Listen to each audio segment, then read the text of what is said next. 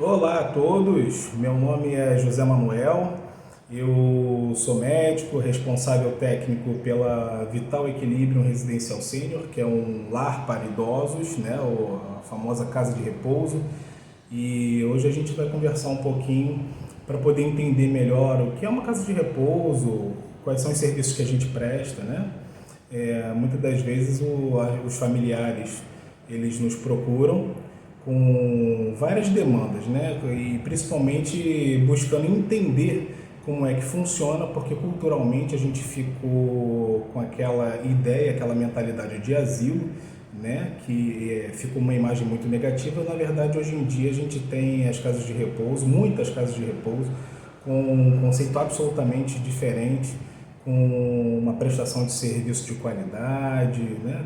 Muito diferente do que a gente via antigamente. Até pelas normas regulamentadoras atuais, a gente precisa manter um padrão mínimo de qualidade, de infraestrutura, né? Tem que atender uma série de normas, somos auditados o tempo inteiro, então é muito diferente do que culturalmente as pessoas estão habituadas. E geralmente as pessoas elas se deparam com uma situação onde elas tentam cuidar dos seus idosos dentro de casa e porventura não conseguem, porque não tem uma infraestrutura adequada, ou seja, as adaptações do ambiente, ou porque tecnicamente elas não têm a competência necessária, né? Porque só aqui, por exemplo, no nosso residencial, nós temos uma equipe multidisciplinar, né? Enfermeiros, técnicos, né? Nutricionista, psicólogo, psicoterapeuta, assistente social, médico, fisioterapeuta, terapeuta ocupacional, enfim, uma rotina e uma programação combinada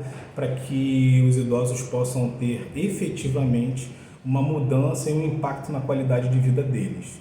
Então é assim que funciona uma casa de repouso, então é extremamente mais complexo do que aquilo que você pode fazer dentro da sua casa, portanto é um serviço muito especializado, né? Então é isso, vamos lá. A casa de repouso ela tem por objetivo prestar esse tipo de serviço, né, de moradia para o idoso. Então, e com isso, tem um pacote de serviços, né, com toda essa equipe multidisciplinar que faz uma programação individualizada. A primeira coisa que a gente tem que fazer é entender qual é o contexto de vida desse idoso, como é que é o contexto familiar, as relações familiares, né, em que pé que anda os cuidados desse idoso dentro de casa, por que falhou a questão dos cuidados dentro de casa. Será que efetivamente é necessário fazer a moradia do idoso aqui no residencial? Ou será que é possível, por exemplo, fazer a contratação de cuidadores para o domicílio? É uma questão a ser analisada. Para isso, a gente tem que entender qual é o contexto de vida do idoso, entender principalmente qual o seu histórico de saúde anterior, né? Para a gente poder conhecer histórico vacinal, enfim, a gente vai ver tudo, todas as comorbidades, o porquê que está tendo algum tipo de limitação para a realização das atividades de vida diária e por que está tendo alguma limitação para que a família possa cuidar de verdade do idoso.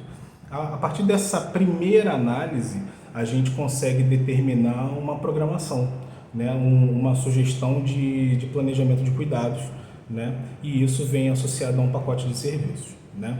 Então isso é absolutamente individualizado, não tem uma regra, né? A gente tem alguns parâmetros, né, de classificações, como por exemplo o grau 1, grau 2, grau 3, né, que é o grau de dependência do idoso sugerido pela RDC, que regulamenta a atividade. Então a gente segue, porém é absolutamente individualizado o tipo de trabalho, né? Então eu mesmo faço pessoalmente todas as avaliações para poder identificar e sugerir uma programação terapêutica adequada junto com a equipe, né? E assim a gente determina qual o nível de serviço que aquele idoso precisa.